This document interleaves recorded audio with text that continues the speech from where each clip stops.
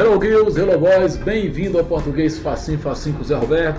No vídeo de hoje a gente dá continuidade aí a uma prova do IBFC. Responderemos aí mais 4 questões abordando vários conteúdos de gramática, de sintaxe, de morfologia, de mecanismo de coesão, de anáfora, catáfora, de interpretação, sinonímia, semântica, vários conteúdos mesmo, beleza? Se você está ligado aí em algum concurso realizado pelo IBFC ou qualquer outro concurso público, né, realizado por qualquer outra banca, se liga nesse vídeo, assiste o vídeo com atenção, pega papel e caneta, vai anotando aí, beleza? As dicas para que você possa aí se sobressair bem no seu concurso, beleza? Desde já, se você não é inscrito, se inscreva no nosso canal e deixe seu like para que nós possamos fazer um trabalho com mais qualidade, beleza? Valeu, galera, boa sorte, bons estudos, português facinho, facinho com o Zé Roberto, e vamos embora, galera, aí, foco nos estudos.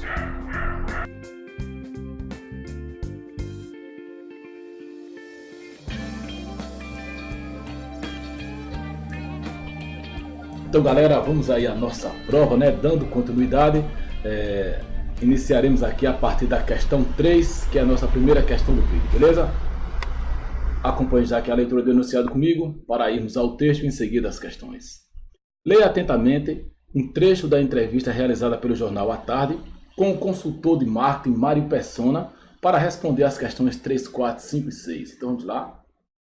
Você tem aqui, como ele já falou, né, um trecho de uma entrevista com esse modelo, né, esse novo modelo aí de prova. Houve algumas alterações, dentre elas a presença, vamos dizer, de um maior número de gêneros textuais, né? Então você já teve ali inicialmente uma tirinha, você já tem aqui agora um recorte de uma entrevista, beleza? Vamos lá aqui para a leitura do texto. Pergunta aqui, né, do entrevistador. O que você tem a dizer sobre pessoas que sofrem uma espécie de ansiedade tecnológica, aquele tipo de situação que envolve a falta de capacidade de controle quando o assunto é dominar programas e utilização do micro? Aí o entrevistado responde, né? Essa ansiedade é comandada pela necessidade. Hoje, saber estar familiarizado com a tecnologia da informação é tão necessário quanto foi no passado estar familiarizado com a pena, saber escrever. Nossos sentidos foram expandidos e a entrada e saída de dados que recebemos do ambiente depende agora desses acessórios tecnológicos. Segunda pergunta. Em muitos casos, a pessoa perde as estribeiras e parte para a solução mais irracional possível. Pode até mesmo dar umas pancadas no mico. Entrevistado. Já fiz isso. Felizmente não quebrou nada. Até hoje, o micro resolve inventar uma novidade nas horas mais impossíveis. E é a impressora que para na hora de imprimir aquela proposta urgente. É a internet que decide ficar muda quando mais precisamos enviar ou receber meus e-mails ou pesquisar algo. Última pergunta aqui. Tarde. No caso de a pessoa ter mais de 3 contas de e-mail, a seu ver, isso seria uma forma de ansiedade ou dispersão? O que acha disso? Resposta de Mário Persona. Hoje é preciso ter mais de uma conta de e-mail, às vezes até por segurança ou prevenção. Aconselho que toda pessoa tenha pelo menos 3 contas. Uma da empresa onde trabalha, um e-mail pessoal ligado a toda a sua rede de relacionamentos e uma terceira conta de preferência dessas de provedores gratuitos, que é útil para ser usada nesses sites de internet que pedem seu e-mail e depois enviam propaganda. Obviamente, você não deve usar essa conta para contatos importantes, beleza? Então está aí o nosso primeiro texto. Vamos aqui para a nossa primeira questão, que é, como já falei, é a questão de número 3.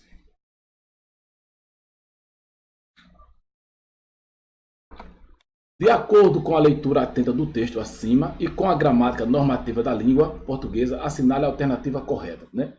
De início, eu já digo para você que essa questão é um pouco exigente. Ela exige vários mecanismos de interpretação. Não é uma questão tão simples, né? Como falei, como era comum ocorrer nas provas anteriores, né? Então, o IBFC acabou fazendo essas alterações e as provas ficaram mais exigentes. Muitas vezes uma mesma questão vai exigir do candidato vários conhecimentos de interpretação, conhecimento de gêneros, de linguagem e também de gramática, de sintaxe, de regência e assim sucessivamente, beleza? Então vamos lá. A palavra pena, tá aqui. A palavra pena, no trecho está familiarizado com a pena, tá aqui. Está familiarizado com a pena, é sinônima de dó e refere-se ao sentimento de quem se solidariza com as pessoas não familiarizadas com as novas tecnologias de informação. Veja, né? Aqui é uma questão de semântica, né? De sinonimia. É claro que essa afirmação não procede, né? A gente sabe que existe a palavra pena também com sinônimo, com significação de dó, né? Significando dó.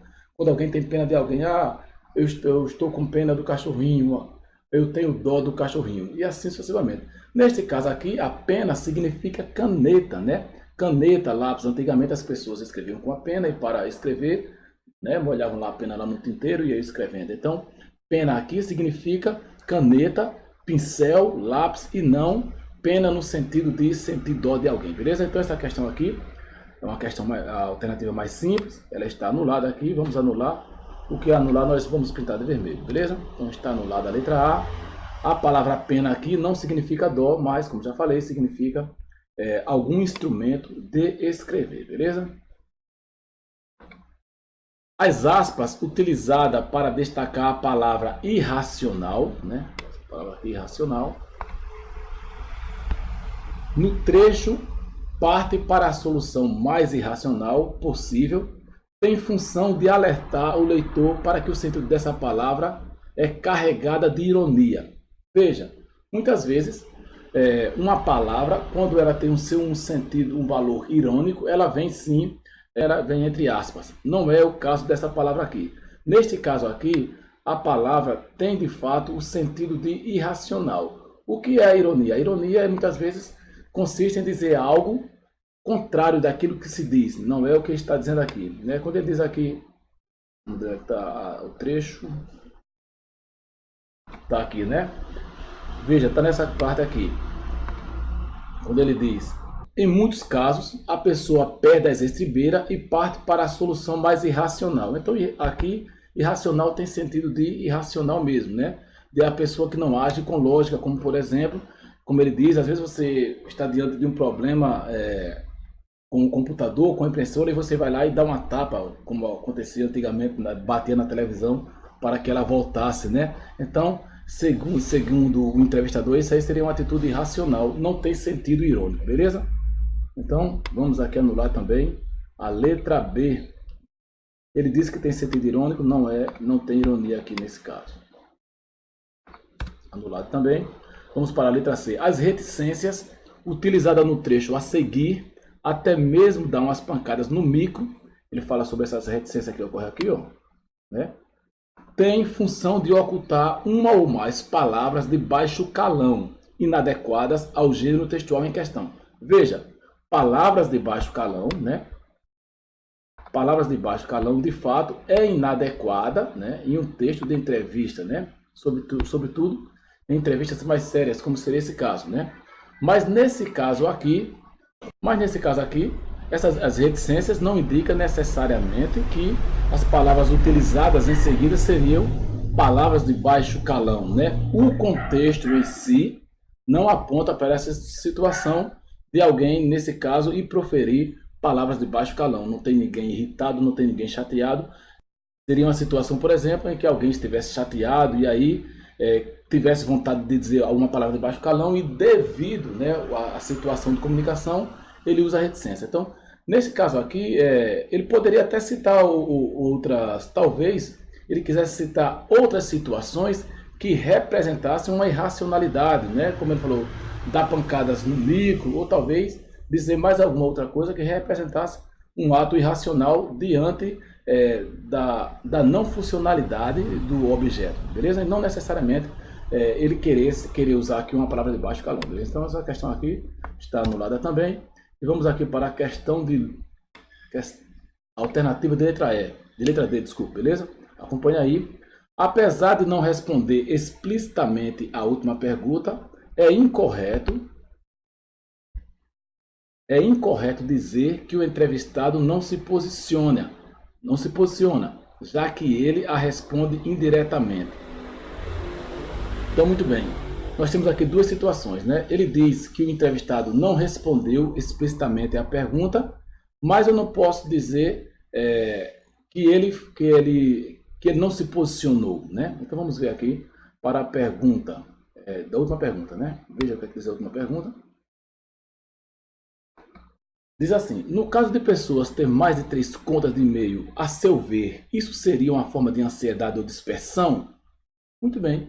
Veja que ele não responde isso diretamente. Ele não fala se isso é dispersão, se isso é ansiedade ou forma de dispersão. Veja que na resposta dele ele diz assim: hoje é preciso ter mais de uma conta de e-mail, às vezes até por segurança ou prevenção. Aconselho que toda pessoa tenha pelo menos 3 contas. Então veja você que ele não respondeu, vamos dizer, diretamente se isso significa ansiedade ou dispersão, mas ele acabou respondendo a questão de forma indireta, dizendo sim que é importante que as pessoas tenham pelo menos 3 contas de e-mail. Então, quando ele diz, né, que as pessoas devem sim ter pelo menos 3 contas, né, de e-mails, ele está dizendo automaticamente que ter 3 contas de e-mail não significa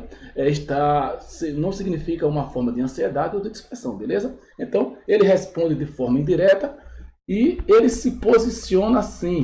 Então, você não pode dizer que é incorreto, né? Você não pode dizer que ele não havia se posicionado, né?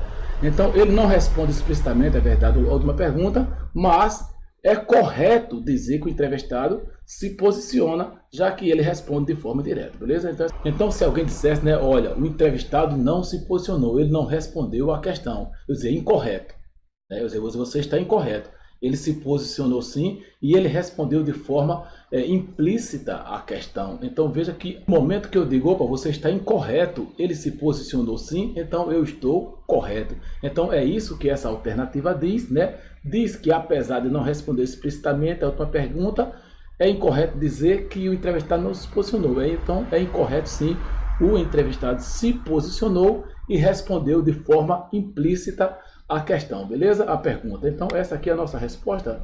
Vamos pintar aqui com verdinho. Então veja você, né, que é uma pergunta que exigiu do candidato vários níveis de interpretação. Conhecimento sobre o uso de aspas, né, conhecimento sobre ironia, sobre sinonímia e sobre interpretação de um modo geral, beleza? Então essa é a nossa alternativa. Vamos aí, galera, para a próxima questão, beleza? Português facinho, facinho, Zé Roberto. Se você não é inscrito, se inscreve no canal aí, galera.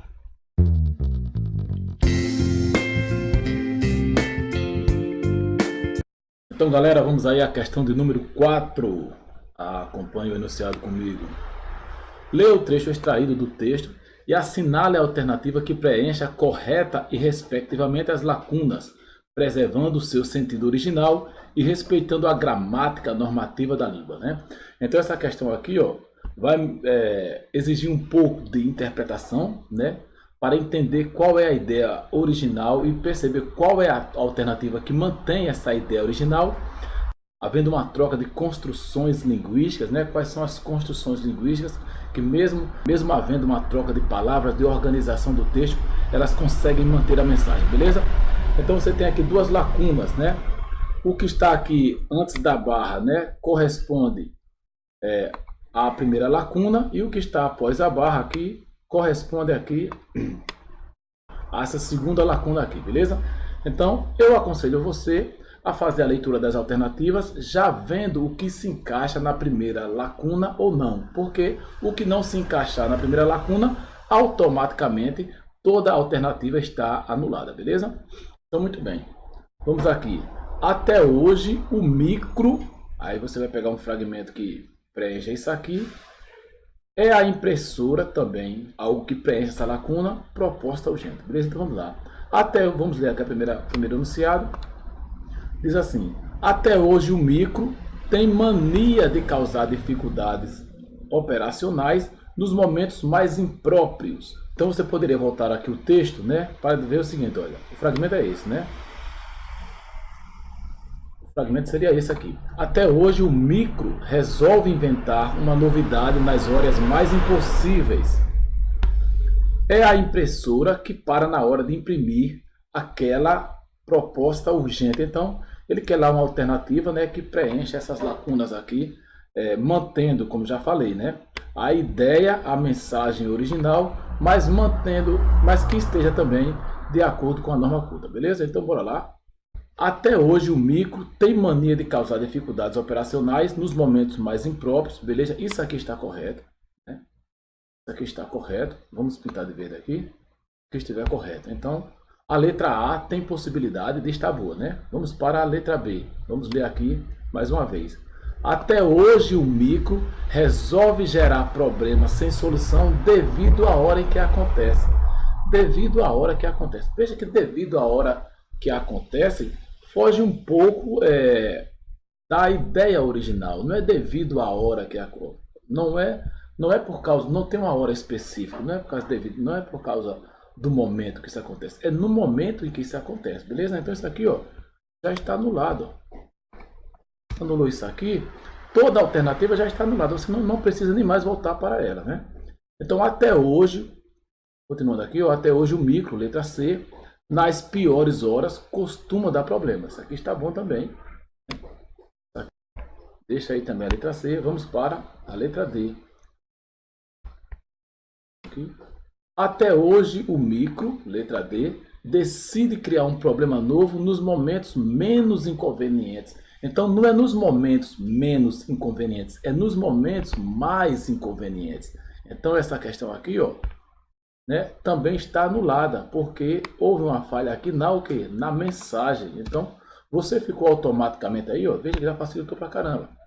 Você já ficou aí automaticamente com as letras A e C, beleza? Você vai ver agora qual dos dois aqui, ó, está preenche corretamente a segunda lacuna, beleza? É a impressora que resolve interromper a impressão daquela proposta urgente. Então veja, isso aqui está legal também, né? Até aqui isso aqui está legal também. Por via das dúvidas, vamos ver o que diz a letra C, né? É a impressora, letra C, cuja impressão dá algum problema justamente no momento de imprimir proposta urgente. No momento de imprimir proposta urgente, né? Então veja aqui que a organização do texto aqui não ficou muito legal, né? Veja, é a impressora, né, cuja impressão dá algum problema justamente no momento de imprimir proposta urgente. Então veja que o texto da letra A, né, a ideia e a organização do texto corresponde melhor à ideia original, beleza? Então ficaria assim, ó, até hoje o micro tem mania de causar dificuldades operacionais nos momentos mais impróprios. É a impressora que resolve interromper a impressão daquela proposta urgente. Então veja que essa questão aqui não há nenhuma falha na gramática e a ideia foi, vamos dizer assim, mantida, beleza? Então letra A seria a nossa resposta, beleza? Veja você que a questão acaba exigindo um pouco de interpretação, o próprio enunciado dificulta um pouco o entendimento do que está sendo cobrado, beleza? Então, letra A aí, vamos para a nossa próxima questão, português facinho, facinho, Zé Roberto.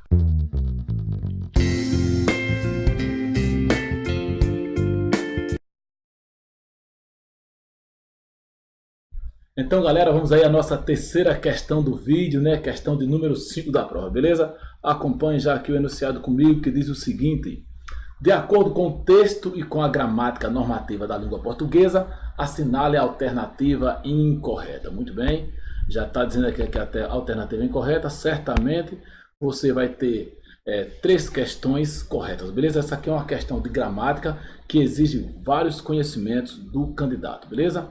Como já falei, diferentemente, muitas vezes as questões do IBFC nas questões de gramática exigia apenas um conhecimento. Essa daqui vai exigir vários conhecimentos do candidato, beleza? Então se liga aí, galera. Foco na sintaxe, mais uma vez eu digo para você, foco na sintaxe e na morfologia, que as questões cobram muito esse conhecimento, beleza? Então vamos lá. Leiam aqui comigo a letra A, que diz o seguinte: o sujeito do trecho, nossos sentidos foram expandidos, é classificado como um sujeito paciente já que a frase está na voz passiva. Galera, isso aqui é verdade. Já vamos marcar de verde. Ele agora quer o incorreto, viu? Isso aqui não é a nossa alternativa. Ele quer o incorreto. Vamos marcar de verde porque está certo. Então, isso aqui é correto. O que é um sujeito paciente? É um sujeito que não realiza a ação, mas, como a gente diz, é um sujeito que sofre a ação. Muito bem? E quando o sujeito é paciente, automaticamente a frase vai estar na voz passiva, beleza? O que é a voz passiva? É quando o sujeito não realiza a ação, mas sofre a ação e o sujeito é paciente. Então uma coisa está relacionada à outra, beleza? E quais são as marcas linguísticas, né, da voz passiva, ok? Então você tem duas formas de ocorrência da voz passiva. A forma sintética e a forma analítica. A frase aqui, né? Nossos sentidos foram expandidos, está na forma, está na voz passiva analítica, beleza? E qual é a marca? Como já falei, isso aqui, ó, um verbo auxiliar, né? Que vai ser geralmente o verbo ser, e um verbo no particípio. O que é um verbo no particípio? São os verbos terminados em DO.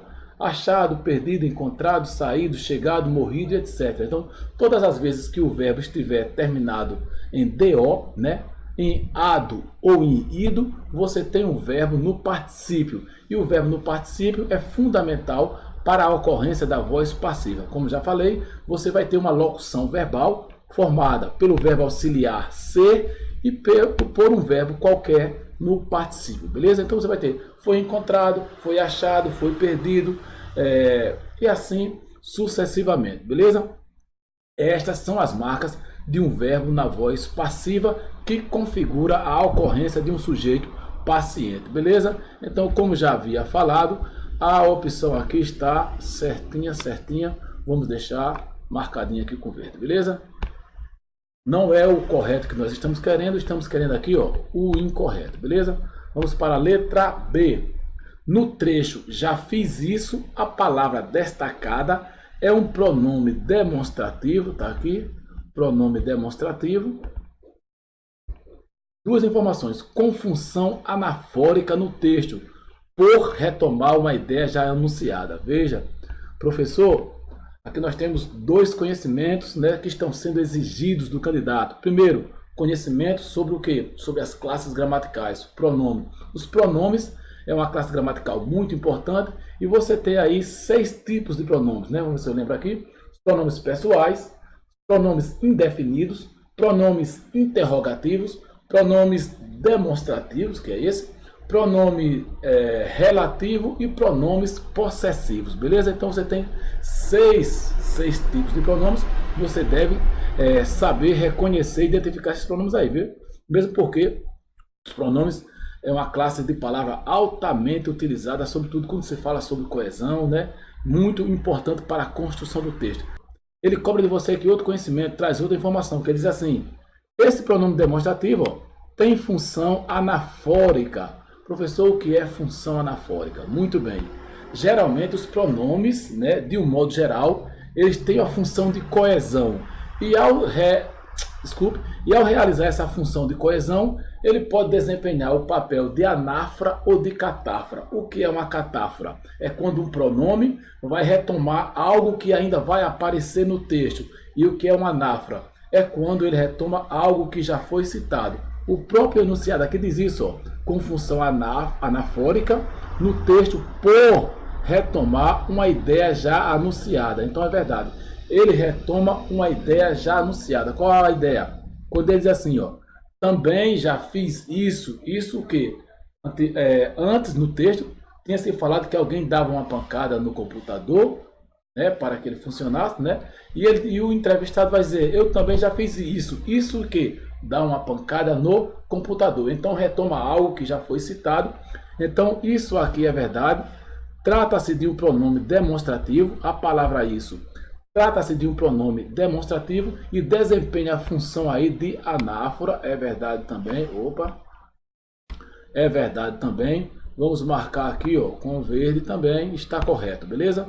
Mas como já falei, ele não quer o incorreto. Ele não quer o correto, quer o incorreto, beleza? Vamos lá? Então veja você que a questão vai exigindo vários conhecimentos do candidato. conhecimento sobre classificação do sujeito, sobre voz passiva e voz ativa, conhecimento sobre conhecimento agora sobre os pronomes e também sobre os mecanismos de coesão anáfora e catáfora, beleza? Vamos aqui, ó, questão de números, alternativa aqui de número, letra C, desculpa, letra C.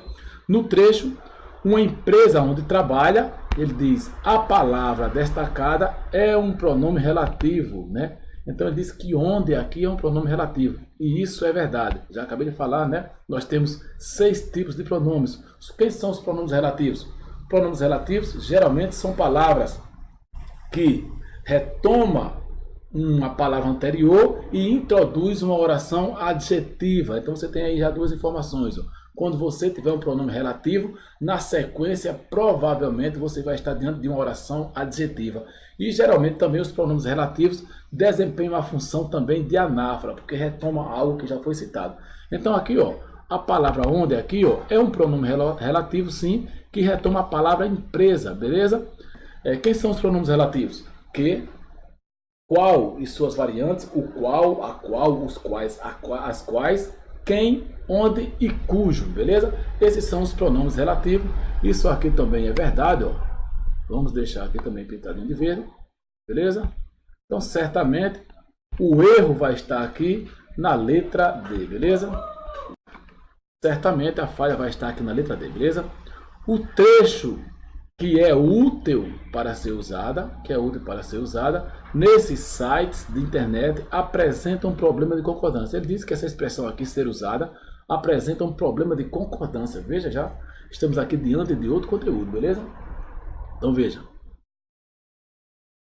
Concordância verbal. Pois a palavra que retoma, a palavra que retoma um termo no plural, provedores gratuitos, obrigando que a forma verbal destacada também estivesse no plural. Muito bem. Ele vai dizer que o que retoma provedores gratuitos, que está no plural, então, consequentemente, né, ser usada também deveria estar no plural. Muito bem. Para você resolver essa questão, nós teríamos que voltar, né, aqui ao texto. Ó.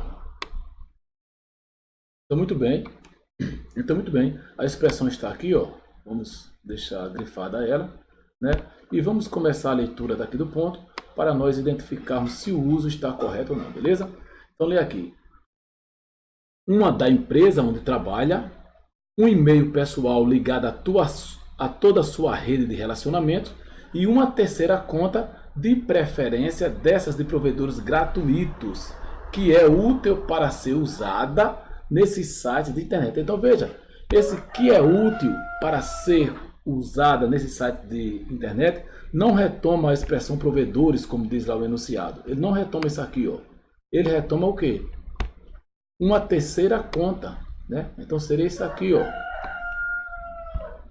Uma terceira conta que é útil para ser usada nesses sites de internet. Então, uma terceira conta está no singular, que é útil para ser usada também está no singular, então esse uso está correto, né, e não incorreto, como diz o enunciado da questão. Vamos aqui para o enunciado.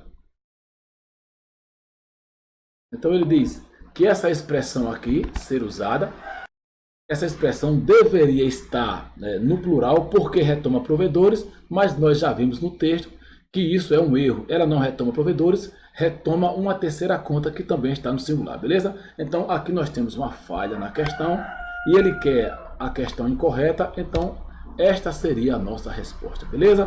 Português facinho, facinho com o Zé Roberto. Veja aí que uma única questão exigiu vários conhecimentos do candidato, beleza? Vamos agora para a nossa questão de número 6, que já está aqui, chegando aqui, beleza? Bora lá!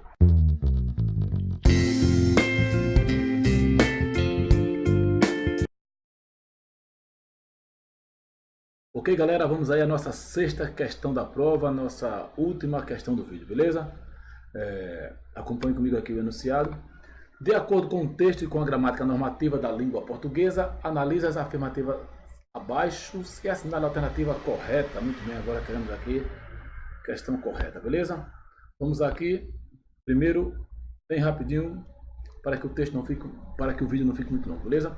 As expressões em destaque no trecho a seguir são classificadas como locução conjuntiva. Então, muito bem, ele diz que as expressões aí grifadas, que é tão quanto, né, são classificadas como locução conjuntiva e tem sentido comparativo. Muito bem, a comparação, né, como vocês sabem, pode ser uma comparação pode ter um grau de superioridade, inferioridade e igualdade, beleza? Então você diz assim, João é mais inteligente que Paulo, Paulo é menos inteligente que João e João é tão inteligente quanto Paulo. Então, nesses três casos, você tem uma comparação, beleza? Comparação de inferioridade, superioridade e de igualdade. Aqui nós temos uma comparação de igualdade e o que está afirmado aqui na alternativa no primeiro item é correto, beleza? Então vamos aqui, ó, pintar de verde.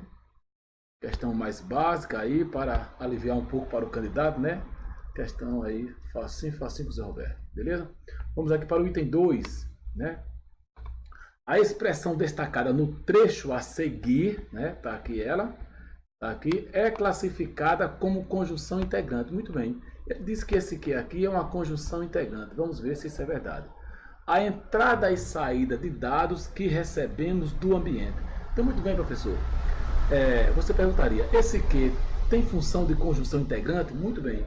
Na maioria dos casos, o que, né, pode desempenhar duas funções. É claro que existem várias outras funções desempenhadas pelo que, mas ele é mais recorrente como conjunção integrante ou como pronome relativo, beleza? Professor, como é que eu faço para saber se eu estou diante de um pronome relativo ou de uma conjunção integrante? Beleza. O pronome relativo pode ser substituído por outro pronome relativo. Então, quem são os pronomes relativos? Já havia falado para você. Que, qual e suas variantes, quem, onde, cujo. Então, muito bem. Você vai tentar, quando você se deparar com uma questão dessa natureza, você vai tentar aqui, ó, substituir esse que pelo qual, pela palavra qual. Se você conseguir, é porque você está diante de um pronome relativo, beleza? Vamos ver se dá certo? A entrada e saída de dados, qual recebemos. Aí você não diz qual, você diz quais, os quais. Por quê? O qual é uma palavra variável, já o que é universal. O que, pronome relativo, serve tanto para o masculino, feminino, como para o singular e o plural. Já o qual, ele vai sofrer alteração de acordo com a palavra a que se refere. Então o que aqui, ó, ele retoma a palavra dados. Então, como dados está no singular, ou desculpe, está no plural e é masculino, o qual também deveria ir para o masculino e para o plural, beleza? Então ficaria assim, ó. A entrada e saída, a entrada e saída de dados, os quais recebemos do ambiente, beleza? Então eu posso substituir sim o que pelo qual. Então, se eu posso substituir o que pelo qual, é porque eu estou diante de um pronome relativo e não diante de uma conjunção integrante, como ele diz aqui, beleza? Então, essa questão automaticamente está o que? Errada, beleza?